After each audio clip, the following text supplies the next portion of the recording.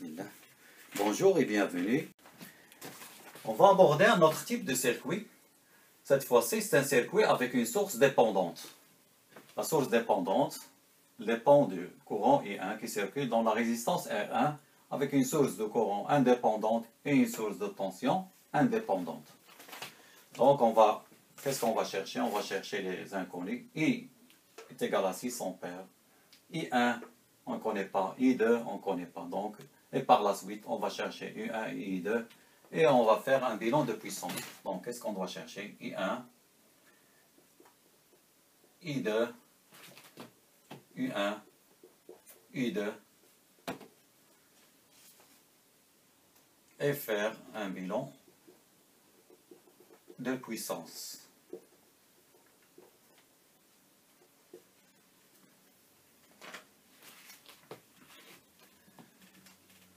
Donc, on va appliquer notre loi de Kirchhoff pour la maille B.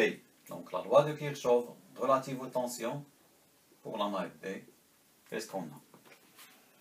Donc, toujours on choisit le sens horaire pour faire la somme algébrique des tensions. La somme algébrique des tensions, en commençant par ici, en fermant la boucle.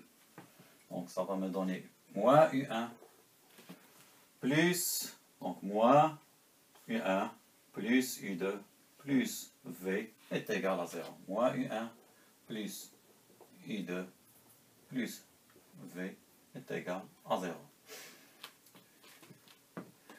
U1, j'écris ici la loi d'Ohm.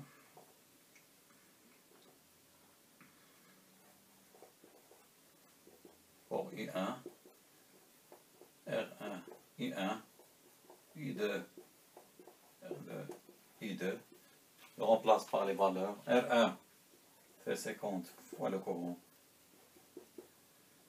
R2 c'est 10 fois I1 ici.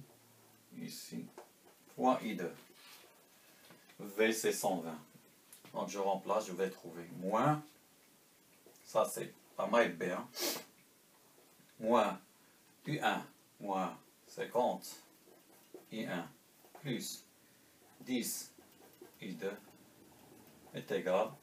Je reporte le V de l'autre côté. Ça va me donner 120. Ça, c'est ma première équation. Je m'en vais au nœud A.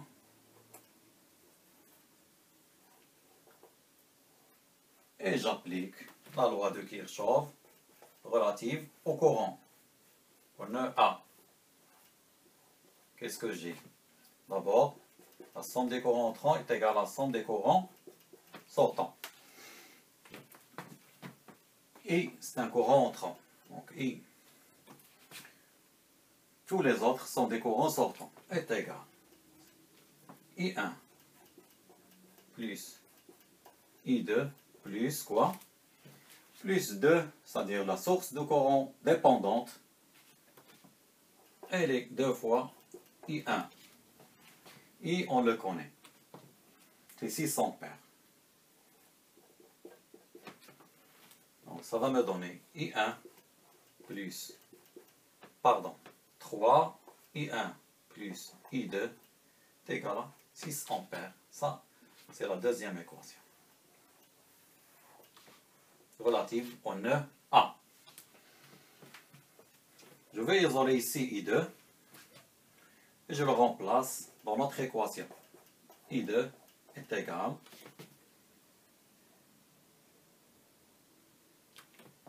6 moins 3 I1.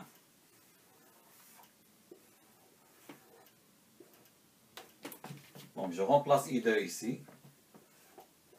Je devrais trouver moins 50 I1 plus 10 multiplié par I2. I2, on a dit c'est 6 moins 3 I1 est égal à moins 120. 30 plus 50, moins 50, moins 30, ça va me donner moins 80 I1 est égal, je reporte 60 de l'autre côté, est égal à moins 180.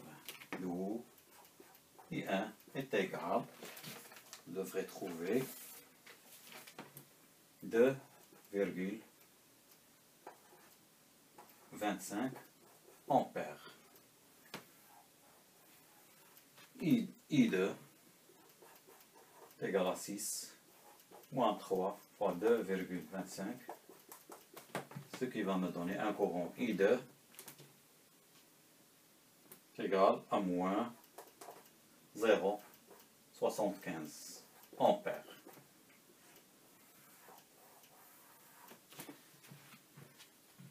Il suffit que je remplace ici pour trouver les tensions. Donc, I1 m'a dit que c'est 2,25. Je vais trouver 112,5 volts. La tension U2, c'est R2 multiplié, c'est 10 fois I2, c'est moins 7,5 volts. Donc, ça c'est U1, ça c'est U2. Donc, on a répondu presque à la totalité de l'équation, des questions. Il nous reste à faire le bilan de puissance.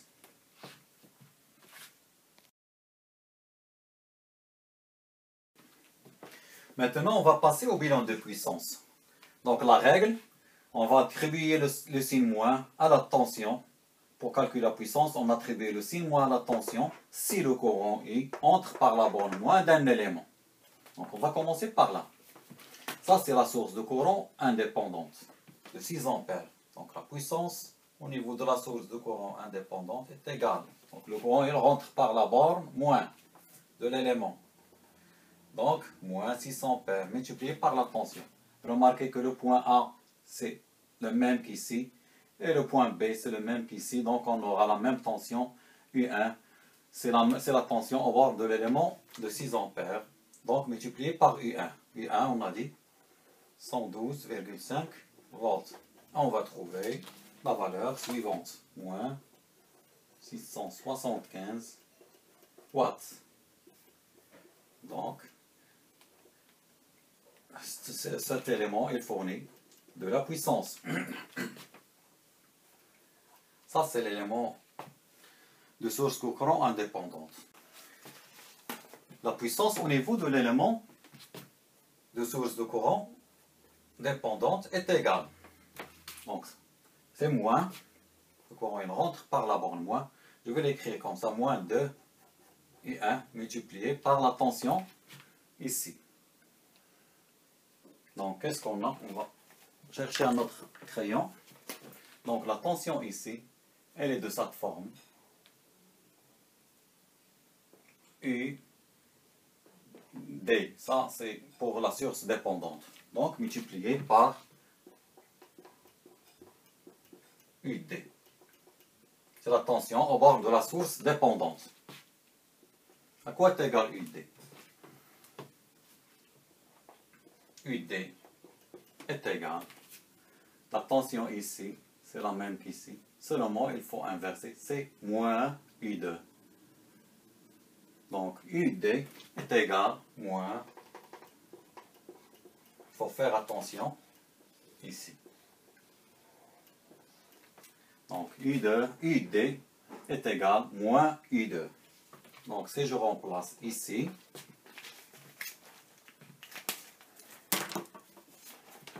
on doit trouver moins 2 I1 multiplié par UD qui est moins U2. Donc, la puissance au niveau de la source de courant dépendante est égale moins 2, je remplace par les valeurs. I1. I1 c'est 2,25 multiplié par moins U2. Moins U2. U2 est égal moins 7,5 moins 7,5.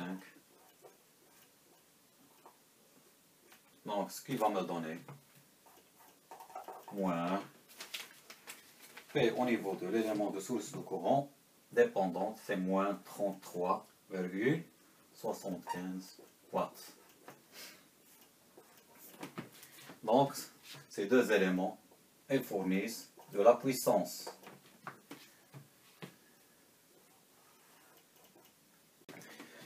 Donc j'ai repris ici la valeur qu'on a trouvée pour la puissance de l'élément de l'élément dépendant. Donc lui aussi il fournit de la puissance. Je vais passer par la suite à l'élément V. L'élément V, la puissance, l'élément V, on va voir le courant. Le courant il rentre par la borne plus. Je l'ai noté, IV. Par la suite on va chercher ce IV. Donc c'est plus.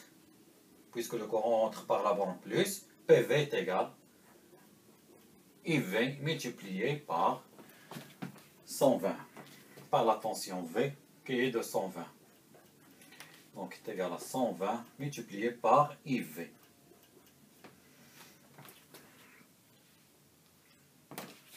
IV, donc si on y va à ONEC, on va appliquer la loi de Kirchhoff relative au courant. On ne sait. Qu'est-ce que j'ai? La somme des courants entrants est égale à la somme des courants sortants. Lui, c'est un courant sortant, le IV, est égal au courant entrant. Le courant entrant I2 plus le courant de la source dépendante qui est de 2 fois I1. Ce qui va me donner PV est égal à 120 multiplié par I2 plus de I1. Si je remplace par les valeurs que j'ai trouvées ici, je vais trouver un courant de 3,75, pardon. D'où PV est égal à 465 watts. Et oui, c'est un élément qui consomme de la puissance. Ok. On va passer aux autres éléments. Il nous reste l'élément R1 et l'élément R2. Donc, il me reste à calculer P au niveau de R1 est égal à U1 multiplié par I1. Donc, I1 c'est 2,25. U1 c'est 112,5. Ça va me donner une tension de 253,125 watts. P au niveau de R2 est égal U2 multiplié par I1 est égal U2 c'est moins 7,5 multiplié par moins 0,75. Et je vais trouver une tension de PU2 de 5,625 watts.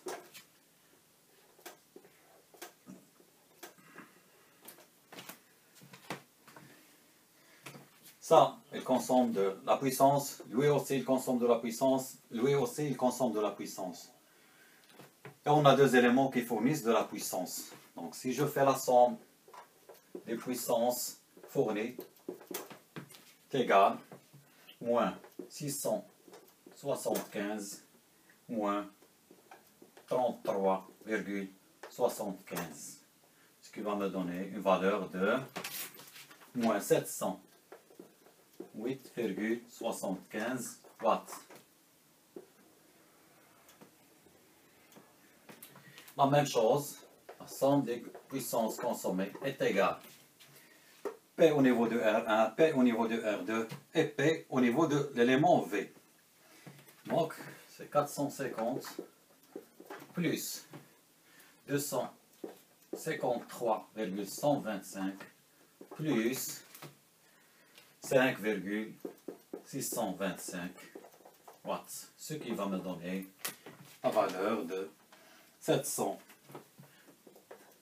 exactement 708,75 watts. Donc, ça c'est la puissance consommée.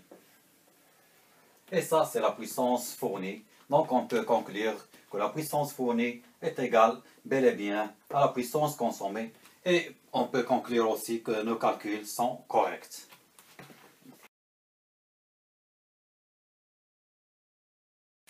Je vous remercie pour votre attention et je vous donne rendez-vous, Inch'Allah, pour l'étude d'un autre type de circuit. Merci.